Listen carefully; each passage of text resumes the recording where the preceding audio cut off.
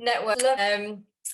I wish we could be in person and we could be in a nice room having a nice chat, but it's great to be here. My name's Emma Flint, and I am part of cohort 10 of the Fabian Women's Mentoring Programme. I'm in Leeds, so hello from Leeds. But I guess it's good we can join from wherever we are.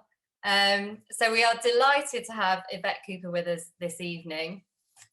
What a treat. But before I welcome and introduce her, I'll just explain how the hour works.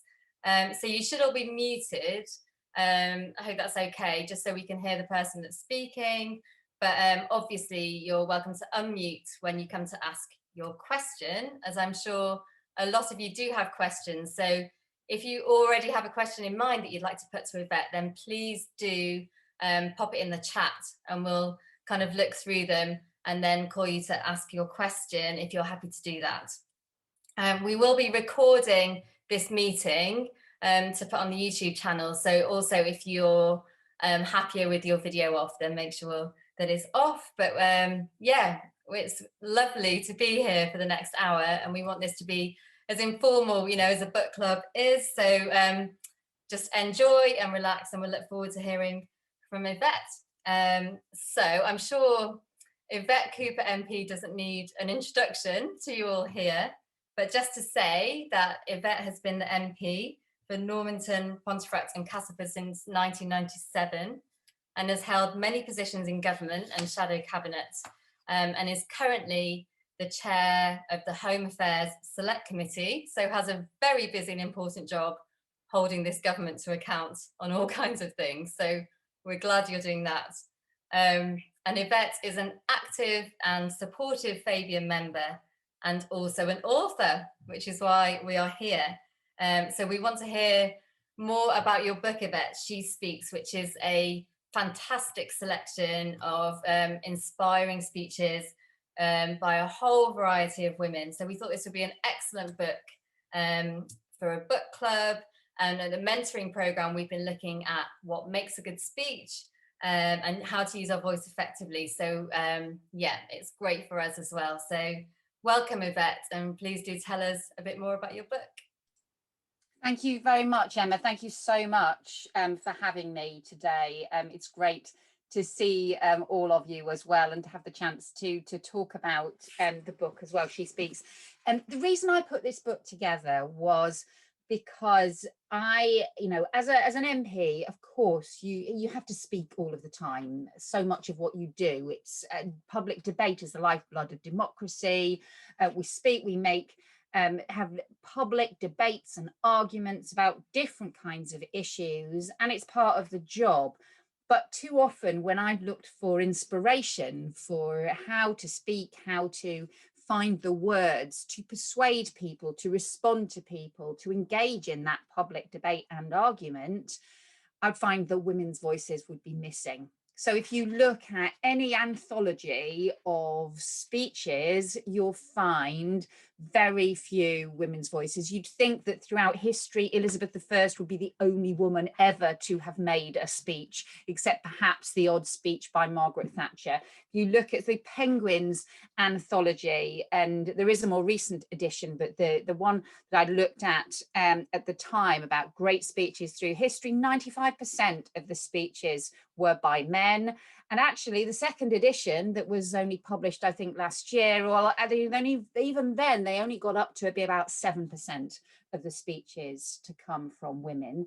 And also that this is not just about politics and public debate, it's about so many different aspects of our lives. So often you have to be able to speak to an audience, to a group. If you think about the events within the family, the big moments within a family's life, the weddings, the funerals, the tributes that are paid, or different aspects of people's lives, from religious ceremonies through to the team talk by the captain at a sports event, through to a PowerPoint presentation in any office or any workplace, or the union rep speaking to the members about things that need to change or things that need to be done. And if women's voices aren't heard, and if also you don't have the diverse range of different experiences being heard, then in the end, that also means that our public debates are much more limited, much more constrained, and also that important voices, important views aren't being heard, and also that women end up being kept out of positions of authority, because so often public speaking and communication becomes part of communicating authority and of making change happen as well. So therefore, it felt important to look for women's voices to make sure that more people could hear the things that women have said, but also women from all kinds of different backgrounds as well. Because as we saw in the Black Lives Matter movement and response last spring, the problems when too few different voices are heard, it means that important experiences are missed out on. It means we don't challenge the kinds of inequalities that we can face in different experiences if you're not hearing Black or minority ethnic voices from different experiences as well. So that's why I started to look for different women's voices through history.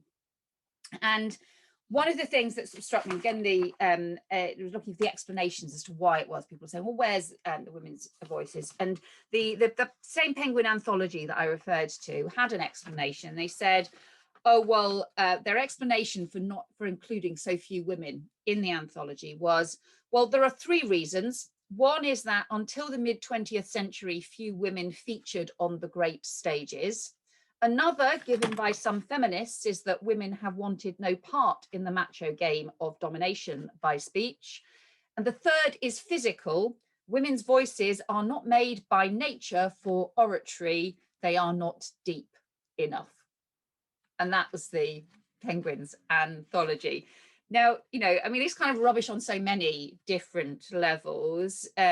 The idea that this is because, well, it's women's fault because they've chosen not to speak. And this was published in the same year that Hillary Clinton was making her speech at the UN, Women's Rights Are Human Rights. It was the same year that Benazir Bhutto was speaking about equality within Islam, the importance of educating girls, again in major speech. It was only 2 years after Maya Angelou had recited her beautiful, hopeful poem at the Clinton inauguration. Of course, there were so many different examples of women's speeches. The idea that somehow there was something wrong with women's voices, if you look now at the TED Talks and the number of women's TED Talks that are listened to by millions of people, and the speeches by all kinds of different people from different circumstances, and yet this approach that somehow women's voices are just not good enough.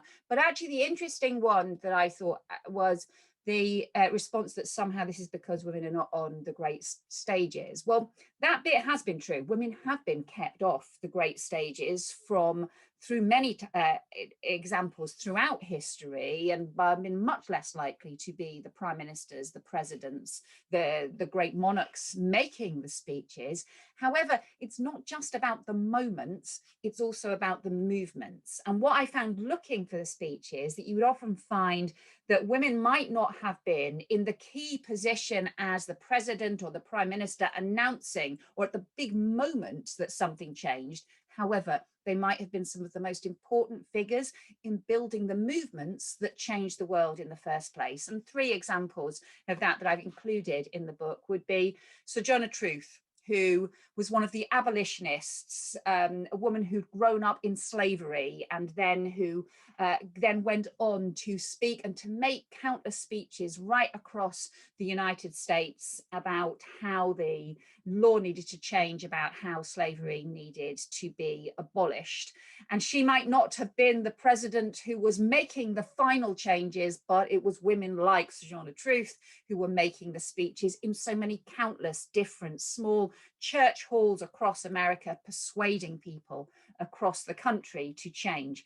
Josephine Butler, who was a Victorian campaigner, who I discovered because she spoke in my constituency, in fact, in Nottingley, as part of the Pontefract by-election in the 1870s, when she wasn't a candidate, obviously couldn't vote in the election, but she campaigned in the by-election because she was campaigning about the what were called the steel rape laws at that time, the laws against prostitution, which were being used to control women at that time. And she had an incident in the by-election where, when people had tried to silence her and were so hostile to the speeches that she was making to women, particularly across the constituency, and they tried to silence her even by setting fire to a barn in which she was speaking, and she managed to escape out of a window. But she traveled around, she made over 100 different speeches across the country, again in small town halls, church halls and barns across the country, and finally managed to change the law, managed even to persuade the elected MP who she'd been campaigning against at the time, to be the Pontefract MP, to be one of those who voted for the change in the law that she'd been calling for 10 years later. And of course, the suffragettes, who also built the movement, even if they weren't the MPs or the ministers who were defining the moment at which the law changed. And so therefore, I thought it's important to hear that diverse range of women's voices. And again, not just from the UK, but from right across the world as well. And it felt like something that still matters so much today to keep pressing to have women's voices heard, because even today in the 2020s in the UK, still too often we don't hear women's voices being heard. Still too often there will be panels or conferences in which women don't get to speak. Still too often the number of women who get to speak may be still too narrow. We don't hear from Black women. We don't hear from women from different experiences, from different backgrounds. And the government ministers who make speeches at a time when we're in a public health crisis, we're in a crisis of where speaking matters more than anything, because when even in that, especially in those first few months when we didn't have the drugs or the vaccines to save us, where everything was about persuading each other and was about the way in which people responded and the public responded. So words mattered more than anything. And the speeches that were being made by government ministers in those daily press conferences, of the 92 speeches that were made in that first phase during the first lockdown before things opened up again, 89 of them were made by men in terms of the ministers that led them. And so this sort of overwhelming gap, this hole in the debate of not having enough women's voices being heard, and still too many times we see that. So this was a chance, I think, to be able to celebrate women who throughout the ages have made inspiring speeches, some great, some fantastic speeches. Everyone from Michelle Obama to Barbara Castle to Audre Lorde or Kavita Krishnan or Greta Thunberg, Julia Gillard, Benazir Bhutto, Diane Abbott, so many more as well. And to be able to encourage other women to be able to speak out, not just about speaking out in politics, but in any kind of different forum as well, to be able to do so. But what's also striking as part of this, though, is recognizing the backlash that women have faced really throughout history and whenever they have spoken up. And not just the backlash, but also the persistence of women overcoming that backlash too. So I talked about Josephine Butler and her still having her opponents even trying to set fire to the barn, but also going back through to Boudica,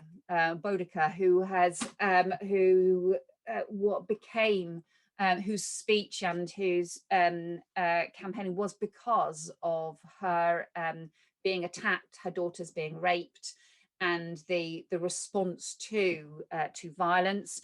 The Wangari Maathai, the Nobel Prize winning Kenyan environmentalist who spoke out, was brutally beaten and targeted for assassination when she called for democracy and peace in the 1980s and 90s. We know the violence against people like Malala, shot in the head for campaigning for girls' education.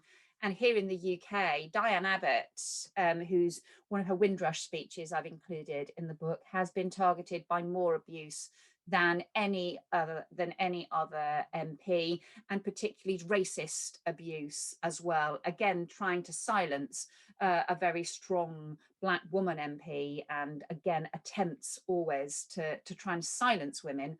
And the powerful thing about so many of the speeches, the examples of the women in the book, was finding the way in which they had persisted, that they had kept going and used their words to inspire other women as well.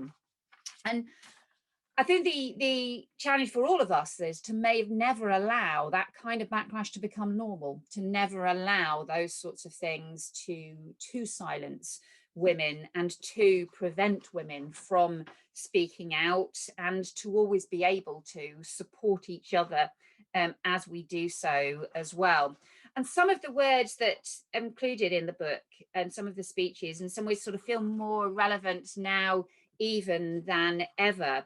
There was a speech by Kavita Krishnan in December 2013 in India in response to the terrible rapes that there had been, and the particularly very awful rape and murder of a young woman on a bus in Delhi.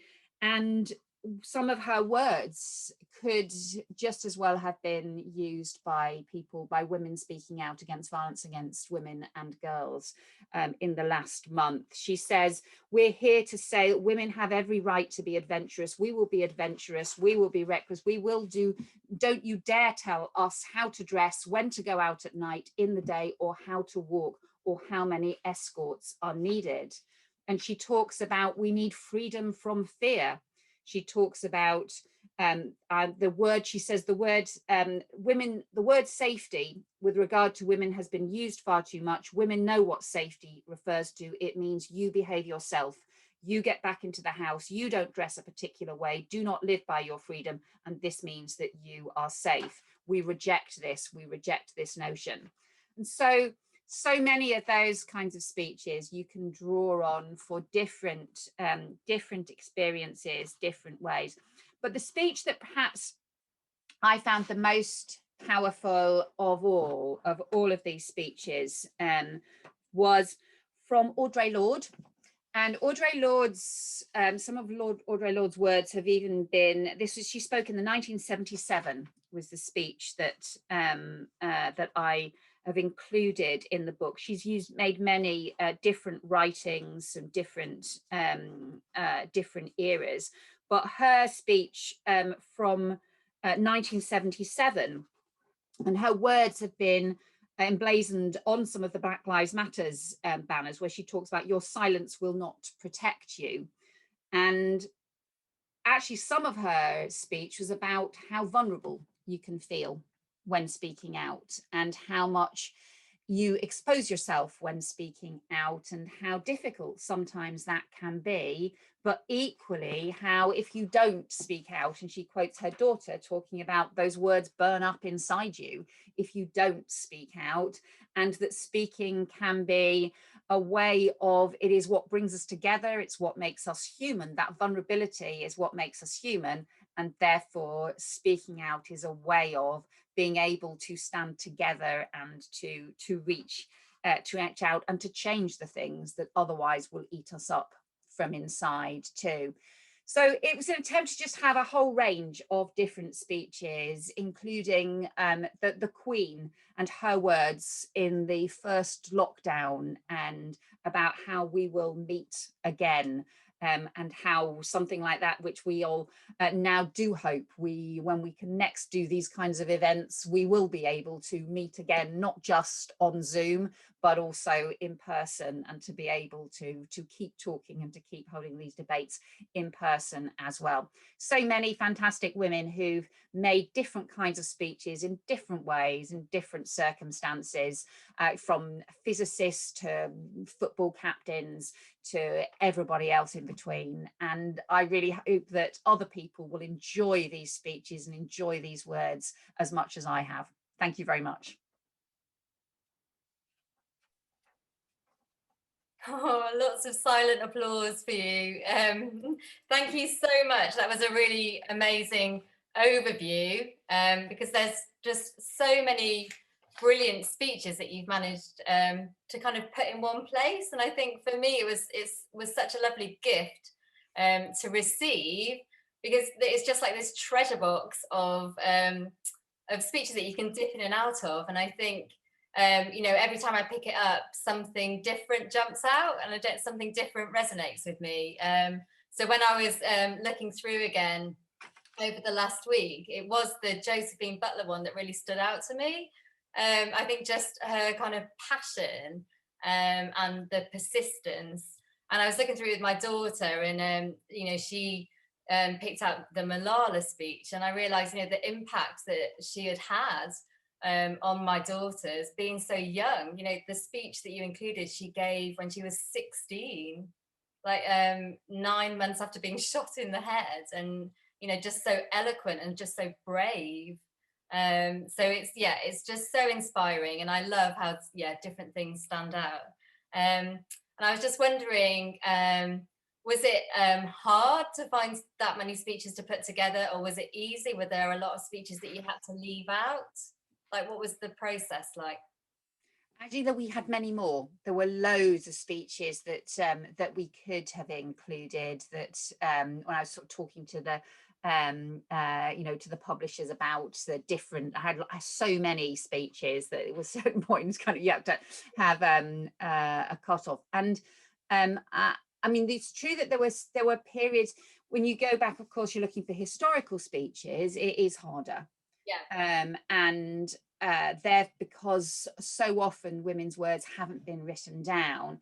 And so there were sort of examples, and I've included a speech from somebody called Alison Drake in my constituency, who died a couple of years ago, and who she was fantastic. She was one of those amazing community activists, and she set up local community networks and organizations, the community group that's effectively taken over the old mill in Castleford that became the community hub during the COVID crisis, and been supporting people across the community. She's an amazing woman.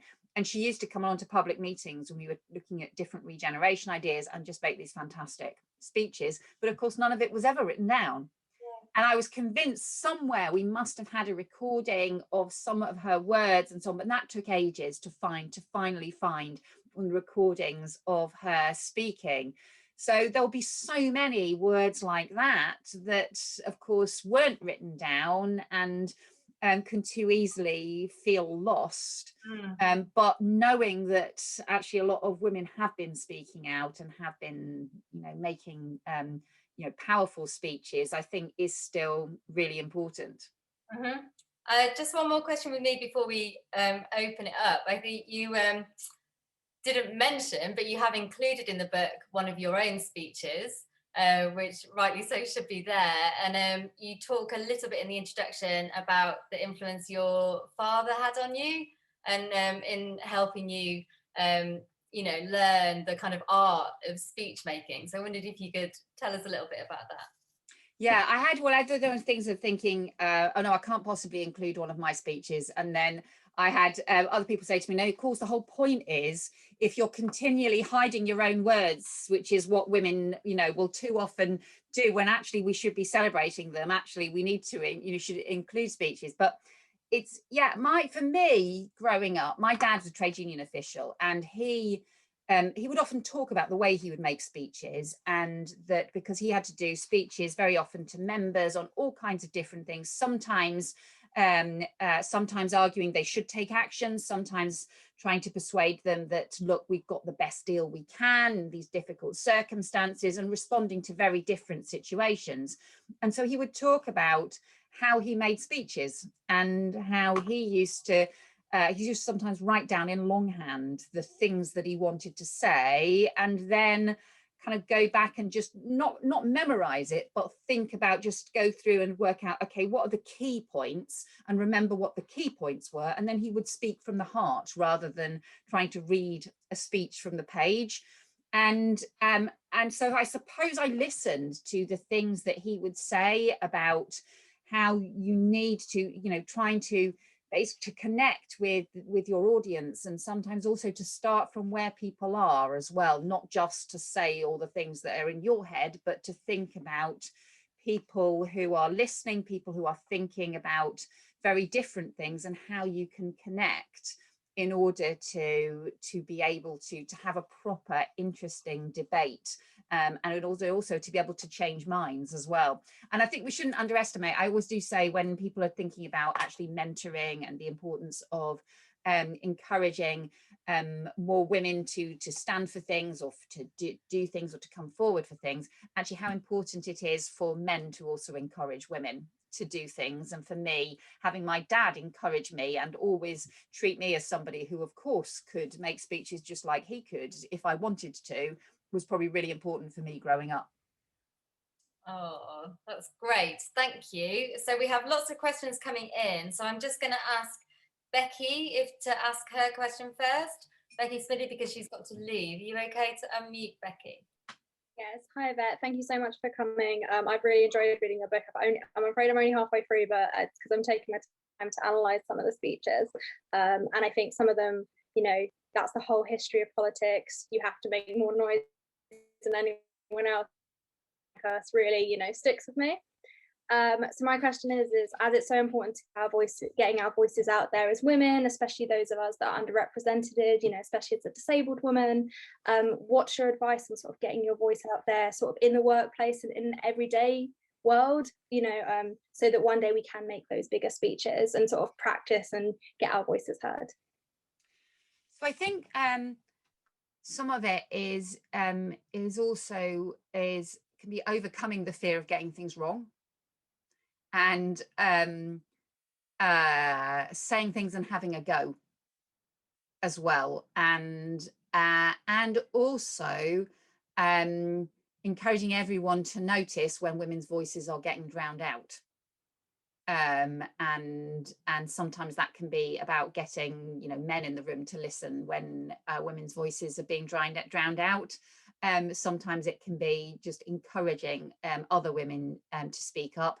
And I think it can also be, I was looking earlier and I didn't manage to actually find it fast enough to be able to read the bit from the Audre Lorde speech, but she talks about how vulnerable it can make. She says the visibility that makes you most vulnerable is also our greatest strength, because the machine will try to grind us into dust anyway, whether or not we speak. We can sit in our corners mute forever while our sisters and ourselves are wasted, while our children are distorted and destroyed, while our earth is poisoned.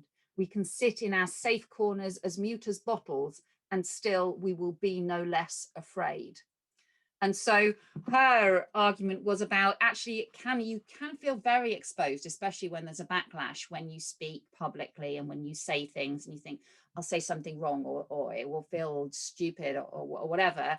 And I think all of us, and women MPs or women ministers will probably all say that they will still feel a sense of either concern or anxiety or nervousness about speaking at a new event or to an audience that they don't know. And it's a continual process of overcoming that vulnerability. But as Audre Lorde says, it's that vulnerability that is what makes us human, and still makes it so important to speak out, because it doesn't go away if you don't speak out. Well, thank you so much. To try and take that on board in my work life, help advocate for other people and just try and fight those nerves. Thank you so much. That's a great answer. Just very practically on the nerves front, do you have advice if you are giving a speech, like just how to deal with nerves? Because I know, like, I go red, or like my body starts to shake a bit, but do you have just like very practical advice on how to deal with nerves? I think everybody, in some ways everybody will be different. And so some of it is actually just learning what works for you and what works for different people in different ways. Some of it would just be the classic, just the sort of taking a deep breath, thinking about it as actually I'm talking to my mum or to my sister or to familiar faces. Some of it can also be just thinking about, you know, actually, you know, the person who just spoke before me, who didn't seem to be nervous. Well, I don't think he had anything better or anything more interesting to say than I have. And just, you know, keeping that in mind as well. And also just not worrying if, when you start and you say something and you say something wrong, or you think you're sounding breathless, or you think you're speaking too fast, probably most of your audience will not have noticed. And to be honest, even if they did, doesn't really matter, because you'll make a better speech next time. And so it's that kind of having a go and just keeping practicing and trying and doing things that probably can also help as well. That is great advice. I need to write it down somewhere very quickly. Thank you. So we've got another question, I think, from Jill Gregory. Are you okay to ask your question? Yes. Can you hear me? Oh. Yes. I have to get this right. I can hear me now. Yes. Yes, can hear you. Okay. Now Now you've gone. Oh, that's a shame. She really has frozen. Should we go to someone else? So we also have Abby Jones, who's going to read her question, and then we'll try and get Sure thing. Thanks, Emma. Thanks, Yvette. I've enjoyed this so much. My favourite of the moment, although it keeps changing, is Julia Gillard and her relentless taking down of Tony Abbott's sexism to his face. Very satisfying. So my question is, obviously you've made many speeches before you came to compile this book. Was there anything that you sort of learned or took away from the research that changed your own approach to speech writing sort of from that point? So I think when I started writing the book and started putting it together, and I was starting to, to write the introduction, I think initially I'd thought it might end up being more of a kind of an account of sort of tips almost of, things to do when you're making a speech and so on.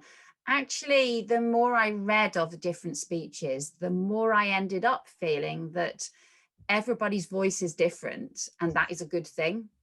And that the most important thing for women speaking out is actually to just to speak in your own way, and to speak in the way that feels right for you, rather than feeling like actually there is a formula and there is a way of making speeches. Because look, there's no doubt, in the House of Commons, for example, there are certain things that can work and be more effective than others in terms of making speeches in the House of Commons, but actually that might be a bad thing to kind of perpetuate or to play up to, because actually what you want is all kinds of different voices in the House of Commons, and people to speak in the way that actually is the most powerful and right for them as well. So I think it made me more feel the importance of the diversity of different styles of speaking and different ways of speaking and different kinds of public speech and debate, that it's, it's not all a kind of, a well-argued, crafted political speech. There's actually so many different ways of talking publicly. Thank you. That makes so much sense, because when I first started reading it, I was trying to look for the tropes and the formula, and after about 5 speeches realized that there wasn't one, because they were all too individually brilliant. Thank you. I think that's true, isn't it? I think it's sort of know what your natural style is a lot of the time. As someone gave me that advice. So some people are naturally warm, some people are naturally very, their kind of thing is clarity and kind of getting to the point. Some people tell stories. So there's lots of ways. So I'd like to go now to Rachel Massey, if you'd like to ask your question to Yvette. Thank you, Emma. Hi, Yvette. Thank you. That was fantastic. Sorry I missed the beginning, unfortunately. But out of the many more speeches that you said you could have included, which one, is there any one of them that stands out that you would have added in, if you could add just one more? Oh, so I might have added Beyonce on Black Lives Matter, I also really liked the idea of going from Boudica to Beyonce. So, but she made the speech after we'd submitted, you know, I'd just sort of sent all of the proofs and so on, had all gone to the publisher, and we'd been through the editing process and so on. So so it was a bit too late to include. Thank you. That's a good question. Yeah, I was thinking as well, Amanda Gorman's you know, poem at the inauguration, kind of following, you know, you've included Maya Angelou, and there's some parallels, aren't there, in the speeches that you have included? Yes. That was and particularly parallels, and Amanda Gorman, and that was a, you know, fantastic poetry, and does very much echo the Maya Angelou speech, because it was a speech, a poem, you know, some of the best poems are effectively also speeches, the spoken word as well, from the 1992 Clinton inauguration. It was also, there were echoes, I think, between the Malala speech at the UN as well, when she wore a shawl from Benazir Bhutto, who's one of whose speeches I've also included. She also talked about being inspired by Emma Watson, her speech on the he for she speech about the role men can play as well. So very often you can see those echoes and the different speeches that have inspired people through the generations. Yeah, it's amazing. Right, I'm going to try and go back to Jill. I think she's rejoined. Are you there, Jill? Right, okay. Now, can you hear me? Yes. Sorry, I don't know what happened. It suddenly went off. I got to my question, which was, you know, given, you know, the long history of, especially 19th century history of women's involvement in politics, and even if, you know, peripherally, but importantly, why has it taken so long for the Labour Party to actually believe that it's possible? And does it mean you have to be a certain type of woman, you know, i.e. Thatcher? Do you have, you know, is that what you have to be if you're going to become the leader of the Labour Party? So we've had, I think, fantastic deputy leaders of the Labour Party, some fantastic women deputies through the years, and still have, with brilliant Angela Rayner. And I think we will have a woman leader of the Labour Party. And, you know, it's something all of us will be keen to see. And we've also had some great acting women leaders of the Labour Party as well. But yes, it's one of those things I'm sure we will keep talking about and debating. I think just I don't want to be a sort of sycophant, but I voted for you, you know, in the Labour leadership election, and I just hope that you're still planning to try and get there. That's very maybe kind not. of you, but I think we're well on track at the moment. Good. So Good. no need for that. Good. Glad you made it back in. So I think there's a question from Barbara Karen. Are you happy to ask your question?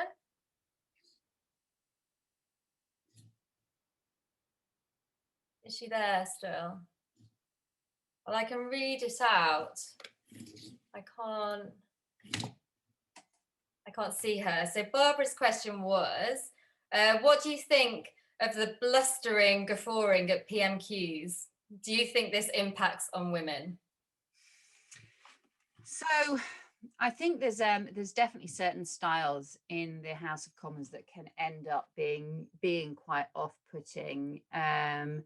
And sometimes the style of response can sometimes you sort of sit in the House of Commons, and obviously it's different at the moment because of COVID, and you hear the sort of the nature of the kind of the jeering in response to some people, which can sound really like bullying. Actually, can sound like sort of silencing. On the other hand, there's equally, you know, look, we're debating some issues that people feel passionate about, and actually people want to respond strongly, and including verbally to things as well. I think it is possible to do both. I think it is possible to have the passion and the energy in political debate, including in Parliament and in the House of Commons, without it sort of descending into just noise and white noise often as well, just in a way that nobody can hear anything that's actually being said, because it's just noise of babble almost. So I think yeah, it's possible to do, but it needs more women in there to do so. We do have, I think, a lot of women now on the Labour benches, but other parties need to do their bit as well. Yeah, I think it's often the sort of sneering or the sort of pointed jeering, isn't it? That's just, so unpleasant and unkind. That's the real turn off. I mean, we have it at CLP to a sort of on a smaller scale.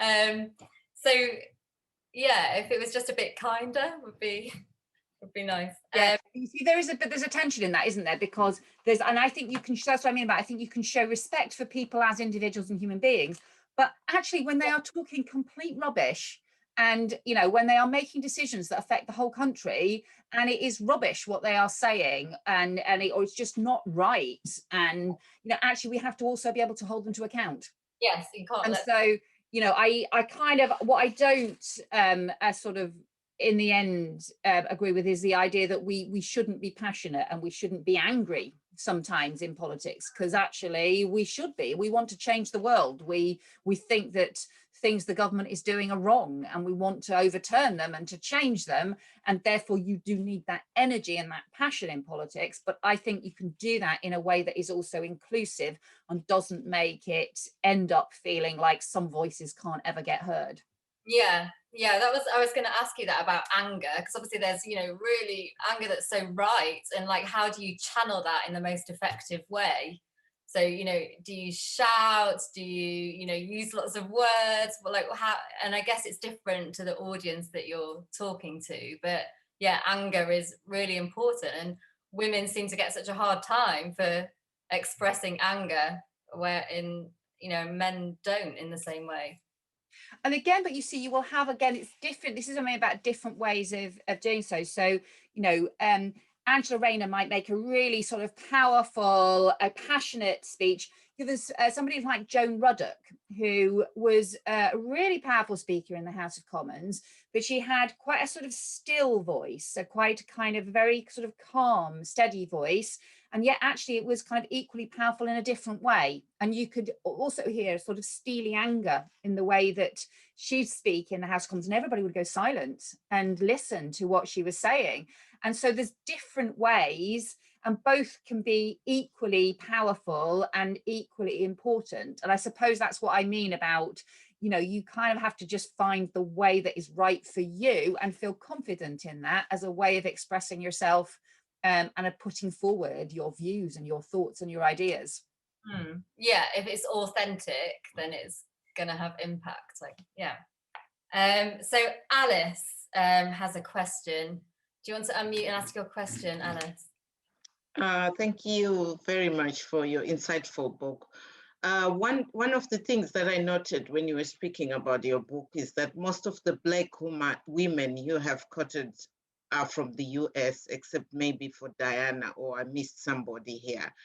But what do you think might be hindering this in the UK, to have those powerful Black women, looking at generations of Black people that have been here, probably from the Windrush generation? The young people have to look across the Atlantic to find role models and all that. And this has become systematic for so many years now. What do you think might be happening? I think that's right. And I mean, I was keen to include women from all over the world. And so that's why I've included Wangari Maathai and included Chimamanda Ngozi and other women from all over the world. But you're right, there are more Black women from the US than from the UK. And so Diane's speech, I think, is really important, and also Diane as a role model over so many years in terms of breaking glass ceilings, that we now have a lot more Black women in Parliament who are having, I think, a huge impact now, and starting to change things in Parliament, and to be including women who've been recently elected as well.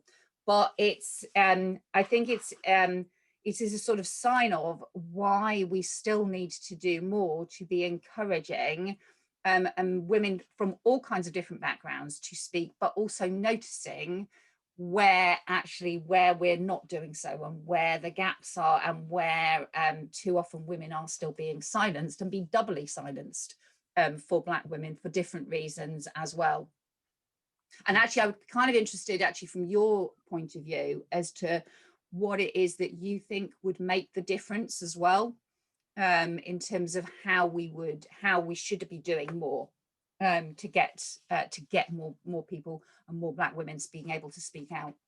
I think you already mentioned it before, because you talked about the silencing most of the time, and that also perpetuates women, especially Black women, some of them who have different kinds of voices. Like myself, my voice is very strong. You are given the narrative. I think we discussed that with Shola on her book, that you are aggressive, and then the best thing to do is just be silent. Even in meetings, you just become silent and just listen to people, because you have that stereotype hanging on that makes you feel very unconfident about certain things in certain spaces. Yeah, and some of the tropes as well that can end up being used as soon as you do speak out, in order to actually make the silencing even thicker. Yeah. Great, thank you, Alice. So what do you think we can do, Yvette, to amplify women's voices that are not heard enough publicly? Is there anything you make sure you try and do, or any advice you've got for us? I think it is very often about just listening to in a room to whose voices are being heard, to who's not been able to speak out, who's not been able to say anything, and encouraging them to do so, just on a really day-to-day basis. I think that matters. I think the point that Alice was making about particular tropes, particularly about whether women are being too aggressive if they speak out, particularly about whether women are being too shrill sometimes if they speak out, to be challenging those kinds of things as well. And also just pointing to some of the most positive, brilliant examples, and encouraging in an optimistic way. And that's what I suppose I would is come back to, is a sense of optimism, because so many of the women in speaking in She Speaks, actually they're really optimistic about the things that need to change, and about the things that can change. And part of the reason, this sort of persistence, like Josephine Butler campaigning for 10 years about the same change to the law, and then she'd got it and she managed to achieve it, even though it took her 10 years to do so. The sort of persistence as well, and the determination, as well as the optimism that actually things can be better and we can make them so together. Great, thank you. There's a question from Mary O'Shea. Would you like to unmute and ask your question? Yeah, thanks, Emma. And thanks, Yvette. You've given us a really rich anthology there, and different contexts, different subjects. But I've called my question really the Desert Island Disc question. If you could only choose one of the speeches, which would you choose for being the most impactful, and why? So I think it would probably be the Audre Lorde speech. And I think the fact that it was made in 1977 and yet still feels so relevant today, the fact that it recognizes vulnerability as well as strength, and also the fact that it's so poetic as well. I think I would probably pull out that Audre Lorde speech, and you know, she talks about there are so many silences to be broken. It is a speech about making speeches in the end, and about women's voices being heard. Super, thank you. Thanks, Mary. Yeah, that's a beautiful speech. There was a similar but different question from someone who's had to leave, just saying which speech has made you cry, moved you to tears? I suppose the one probably most recently would be Rosie Duffield's speech in Parliament, which I was sitting in Parliament at the time for, and listening to her just talk about very personal experiences about domestic abuse, which must have been incredibly difficult to make, and which I think also gave comfort to other women who watched it, who have also experienced domestic abuse as well. And so I think, you know, it's very brave to speak out in that way about something so very personal. So I think probably that one. Yeah, it was incredibly moving. So Alison Smith, would you like to ask your question?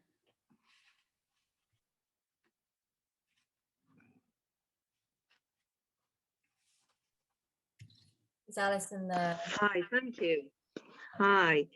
Yvette, I remember listening to Luciana Berger's speech in Parliament, which was incredibly powerful, mostly because it was from our own personal experiences, but it was very emotional too. And you could see that it took a great deal for her to deliver that speech. How do you think we can support women to make sure that those particular experiences are told in public places at great, you know, they're told at great risk to themselves as well. So they need support to do that. How can we make that environment more supportive for them? Yeah. You're right, and I remember Luciana's words as well, which was very powerful and also very difficult to hear as well, when it's based on personal experience in that way. And it becomes so important to hear those words, but also when you see the abuse that that women, certainly that Luciana got, the anti-Semitism that she experienced, but the abuse and so on, and vitriol that people can experience, particularly on social media. And I think there is a broader challenge for us about social media, and about the way in which that becomes both a platform, and an incredible platform to reach other people, to change things as well, to build movements, but also can be a way in which people are silenced, maybe because of homophobia, maybe because of racism, maybe because of misogyny, and the kinds of threats that people can have. The government obviously has agreed to legislate on online harms bill, and I think that is the right thing to do. I think social media companies need to take much greater responsibility for the kinds of abuse that can take place online. But I also think there is a wider challenge for us in terms of what is seen as acceptable and what is seen as normal, in a way online that never would be in person. In the same way, you know, I sort of think about it as a bit like road rage, which is, you know, when people are in their cars behind a windscreen, they will shout and be abusive far more than they ever would be if they were in the street and just happened to somebody bumped into you accidentally and you immediately say sorry, even if it was their fault. But in a car behind a screen, people behave in a different way. And the same, I think, is true behind a computer screen about what people think is acceptable to say and to do.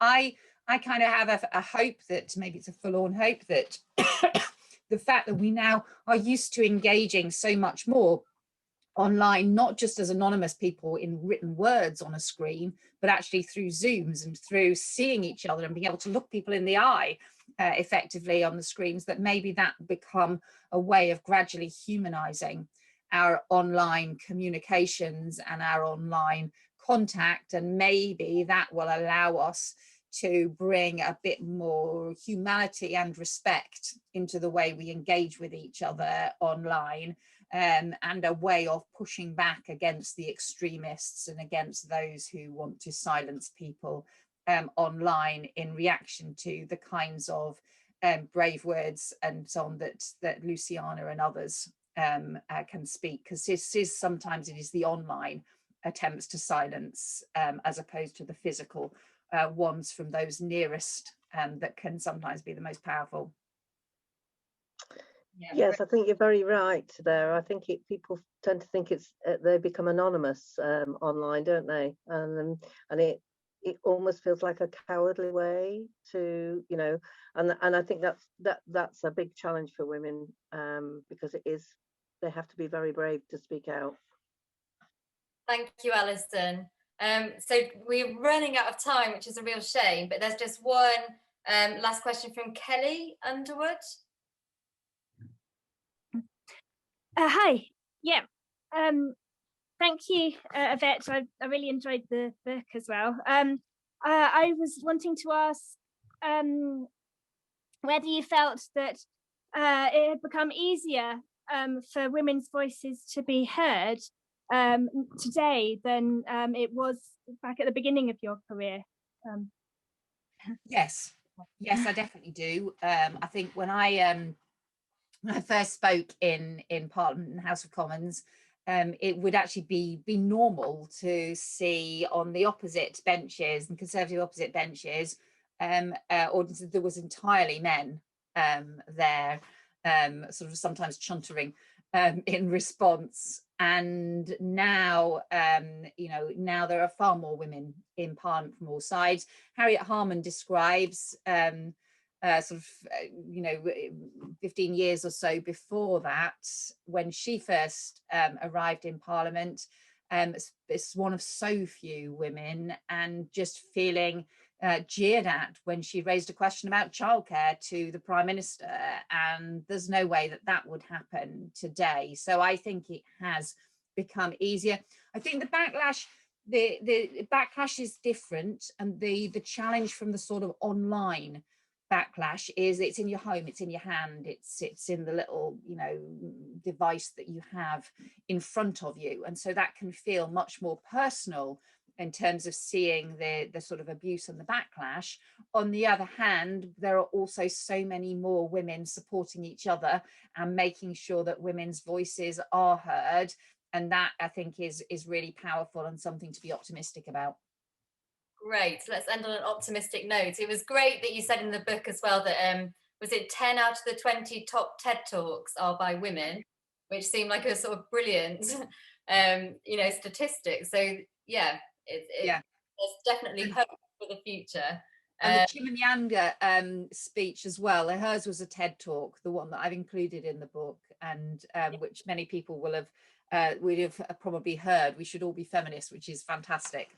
I keep it by my toilet so that everyone who goes there has to read it. So would people be happy before we end to just do a quick screenshot? If you're not, just turn your camera off, but that would be great. And if anyone has the book, they could hold it up. Oh look, some people have. Isn't that great? You okay to do that? Yeah, Emily? Yeah, 3, 2, 1, everyone smile. Great, and I'll pop that up on our Twitter. Oh, well, we just want to say thank you so much, Yvette, for your time. It's really kind of you, and it's just lovely to hear from you in person, as well as having the book. So thank you for your time, thank you for the book, and thank you for the great inspiration you are to all of us. And I hope that this time together can encourage all of us to be a bit braver and use our voice, you know, where we're placed. So yeah, it's been a lovely way to spend an hour. I hope we got to most of the questions. Thank you so much, everyone, and thank you, Yvette. Thank you very much for having me. Thank you. Good night.